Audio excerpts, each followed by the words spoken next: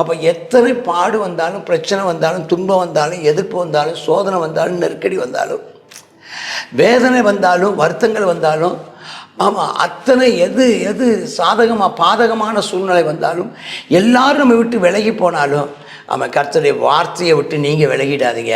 அந்த வார்த்தையை நேசியுங்கள், அந்த வார்த்தையை மேலே கடைபிடியுங்கள். கர்த்தர் உங்களை ஆசீர்வதிப்பார்.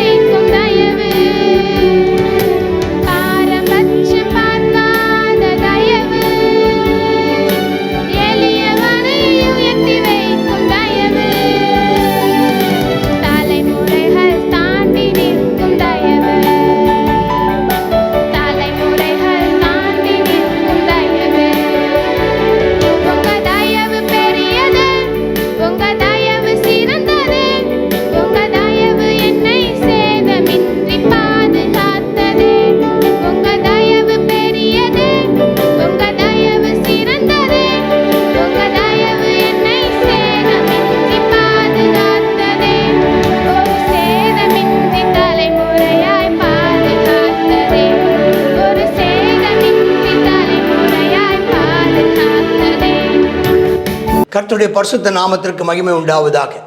சங்கீதம் 119 161 வசனத்திலிருந்து 168 வசனம் வரைக்கும் உள்ள வேத பகுதி.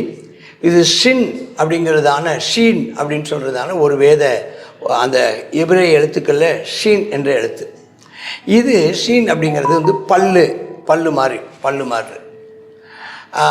இது வந்து சாப்பிடுவதோடும் சம்மந்தப்பட்டிருக்குது.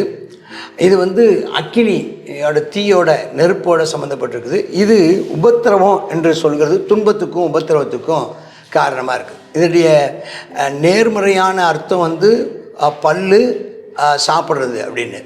எதிர்மறையான அர்த்தம் வந்து அக்கினி அல்லது உபத்திரவம் அப்படிங்கிறத நம்ம பார்க்குறோம். அப்போ இந்த இதில் இருந்து இந்த அர்த்தத்தில் வார்த்தைகளை எழுதுகிறார். முதல் வார்த்தையை பாருங்கள். பிரபுக்கள் காரணம் இல்லாமல் என்னை துன்பப்படுத்தினார். கர்த்தருடைய வசனத்தின்படி நடக்கணும்னு நம்ம நினைத்தோம்னா நிச்சயமாக உபத்திரவங்கள் வரும். அன்றியும் தேவபக்தியாக நடக்க மனதாயிட்டு யாவரும் துன்பப்படுவார்கள். அதான் அந்த 161 வசனம். ஷின் வரும், நமக்கு பாடுகள் வரும். ஆனாலும் என் இருதயம் இப்படி வசனத்தை தான் பயப்படும். அவங்களுக்கு நான் பயப்படலை.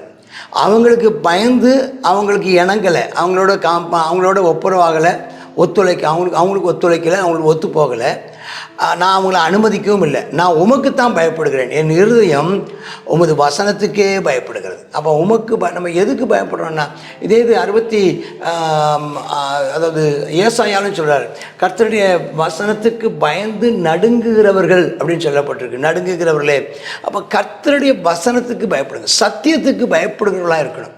இப்போல்லாம் எங்கே சத்தியத்துக்கே பயப்பட மாட்டேங்கிறாங்க. சத்திய வசனத்துக்கு பயப்படுகிறவர்களாக இருக்கணும். அந்த துன்பத்தை கண்டு நாம் இதமியப்படக்கூடாது, நம்ம ஒத்து போயிடக்கூடாது, நாம் அனுமதிச்சிடக்கூடாது.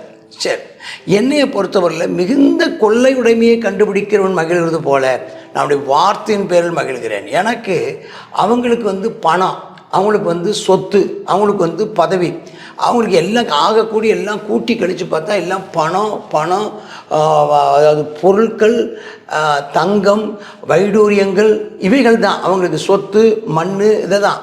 ஆனால் என்னை பொறுத்தவரையில் மிகுந்த கொள்ளை உடைமையை காட்டணும். கொள்ளைன்னு சொல்லும்போது என்னென்னா, நிறைய தங்க மலை மாதிரி, எனக்கு தங்கத்தையே மலை மாதிரி கண்டுபிடிச்சி ஒரு தங்க மலையை ஒருத்தன் கண்டுபிடிச்சான்னா அவனுக்கு என்ன சந்தோஷப்படுவான்ல. ஒரு குழி தோண்டிகிட்டே இருக்கிறான், அவனுக்கு ஒரு தங்க கட்டி கிடச்சிட்டுனா என்ன சந்தோஷப்படுவான்ல. அதை விட நான் நம்முடைய வசனத்தில் மகிழ்கிறேன் அப்படின்னு சொல்கிறார். அப்புறம் சொல்லிட்டு பொய்யை பகைத்து அருவருக்கிறேன், நம்முடைய சத்தியத்தை நான் நேசிக்கிறேன். பொய்யை வெறுக்கிற, உலக பிரகாரமான பொய்யை வெறுக்கிற. உலக தத்துவங்களும் உலக சித்தாந்தங்களும் பொய்யை சார்ந்தவைகள். ஆனால் சத்திய வசனமோ வேதமோ கர்த்தருடைய சத்தியத்தை சார்ந்தவைகள். நான் அதை நேசிக்கிறேன்.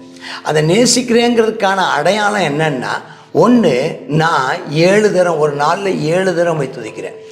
அதிகாலையில் ஸ்தோத்திரம், அப்புறம் சாப்பிடும்போது பிரேக்ஃபாஸ்ட்டு, அப்புறம் லஞ்சு, அப்புறம் டின்னரு, அப்புறம் சாயங்காலம் ஒரு நேரம், மத்தியானம் நடுநிசி நேரத்தில், ஸ்தோத்திரம் ராத்திரியில். இப்படி நான் 7 தடவை நான் உண்மை துதிக்கிறேன். ஒரு நாளில் 7 தடவை. நீங்களே ஒரு டைம் வச்சுக்கலாம். காலையில், மத்தியானம், சாயங்காலம், இது 3 தடவை. அப்புறம் காலையில் எழுந்த உடனே 1, எழும்பின உடனே 1, அதன் பின்பதாக ராத்திரி படுக்க போகிறது 1, நடு ராத்திரியில் 1, ஸ்தோத்திரம், மத்தியானம் நடுநிசி நேரத்தில் 1ன்னு சொல்லி 7ஆக பிரித்து வைத்து நீங்களும் என்ன செய்யலாம், கர்த்தரை நீங்கள் துதிக்கலாம். கர்த்தருடைய நாமம் மகிமைப்படுவதாக. 3 மணி நேரம் கணக்கு வைத்து கொள்ளுங்களேன். 3 மணி நேரம் கணக்கு வச்சுட்டிங்கன்னா, காலைல 5 மணிக்கு 1, 8 மணிக்கு 1, 11 மணிக்கு 1, 2 மணிக்கு 1, 5 மணிக்கு 1, 8 மணிக்கு 1, 11 மணிக்கு 1, அப்புறம் நடுராத்திரியில் 1. ஆக 7 தடவை. நடுராத்திரி வேண்டாம், ராத்திரி 11 மணி படுக்க போகிறதுனால. இப்படி நீங்கள் தொழுது கொண்டு கர்த்தரை மகிமைப்படுத்துங்கள். கர்த்தர் உங்களை ஆசீர்வதிப்பார். அல்லேலூயா. கர்த்தருடைய நாமம் மகிமைப்படுவதாக. உங்களுடைய வேதத்தை நேசிக்கிறவர்களுக்கு மிகுந்த சமாதானம் உண்டு, அவருக்கு இடரல் இல்லை. அப்போ அவர் வேதத்தை நேசிக்கிறேன் என்பதற்கு அடையாளம் என்னன்னு கேட்டால், சமாதானமாய் நடப்பார்கள். அவருடைய வாழ்க்கையில் அவருடைய உறவுகள் எல்லாம் சமாதானமாக இருக்கும். அவருடைய பழக்க வழக்கங்கள் எல்லாம் சமாதானத்துக்கு ஏதுவைகளாக இருக்கும். அவருடைய கிரிகள் எல்லாம் சமாதானத்துக்கு ஏதுவாக இருக்கும். அதுக்கப்புறம் அந்த தேவன் மேலே அன்பு கூறுகிறேங்கிறதுக்கு இன்னொரு அடையாளம் என்னன்னு கேட்டிங்கன்னா, 166 படி கற்பனைகளின்படி செய்கிறேன், கற்பனைகளின்படி செய்கிறேன் அப்படிங்கிறது. அதுக்கப்புறம் 67வது வசனத்தின்படி பார்த்தா நம்முடைய சாட்சிகள், அதாவது வசனங்களை காத்து கொள்ளுவேன். அது அவர் நேசிக்கிறேன் என்பதற்கு அடையாளம்.